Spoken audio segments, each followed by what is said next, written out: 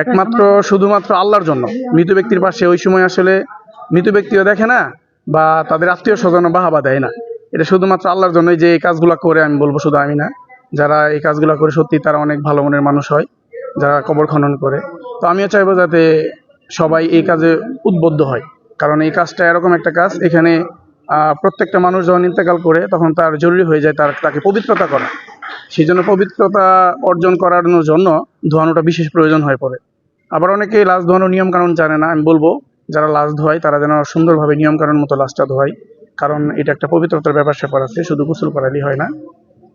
আর এদিক থেকে অনেকে ভয় পায়, আমি বলবো ভয়ের কিছু নাই। লাশ ধোয়ানোটা একদম সাধারণ একটা বিষয়, কারণ এটা অনেক আনন্দের। প্রাথমিক অবস্থায় ভয় লাগতে পারে, কিন্তু পরে যে একটা মজা পাওয়া যায় সেটি আসলে বলার মতো না।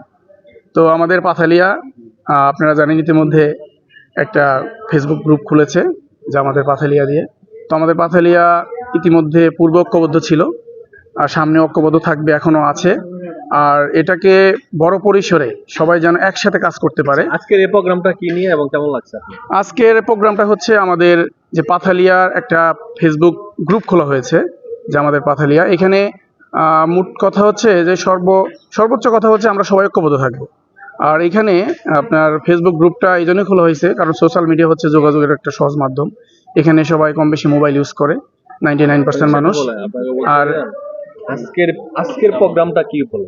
ও আচ্ছা, আজকের প্রোগ্রাম হচ্ছে আমাদের পাথালিয়াতে যারা কবর খনন করেন তাদেরকে আমরা আসলে ছোট ছোট যারা ভালো কাজ করে তারা সবসময় পর্দার আড়ালে থেকে যায়, সেই জন্য তাদেরকে আমরা সামনে এনে তাদেরকে সম্মাননা দেওয়া। কারণ ছোট ছোট কাজ যারা ভালো কাজগুলো করে তাদেরকে যদি আমরা উৎসাহ দেই, সম্মান করি, তাহলে সেই কাজগুলো তারা আরও সামনের দিনে বড় পরিসরে করার চেষ্টা করবে। এবং কি আরও যারা আছে তাদের এইগুলো দেখে, আমাদের এই প্রোগ্রামগুলো দেখে তারা উৎসাহ পাবে। কারণ এটা যদি কবর খননের সময় যদি লোক না পাওয়া যায়, একটা লাশ অনেকক্ষণ দেখা যায় যে দাফন করতে সময় লেগে যায়। সেই জন্য সাথে সাথে যদি কবরটা খোদা হয়, যেমন আল্লাহ রসুল সাল্লাহ সাল্লাম বলেছেন যে তোমরা ইন্তেকালের পরে দ্রুত তাকে দাফন করো, তাকে দ্রুত দাফন করাই হচ্ছে উত্তম কাজ। সেই জন্য আমাদের এই লাশটা আমরা যেন দ্রুত দাফন করতে পারি, সেজন্য যারা কবর খনন করে তাদের অবদানটা অপরিসীম, তাদের অবদান অপরিসীম। এবং তারা যদি এইভাবে প্রতিনিয়ত আমাদেরকে এই সার্ভিসটা দিয়ে যায়, তাহলে আমরা তাদেরকে এইভাবে যদি আমরাও সম্মান দিতে থাকি, তো সামনের দিনে এরকম প্রত্যেকেই চেষ্টা করবে প্রত্যেকের পরিবার থেকে কবর খনন করার জন্য।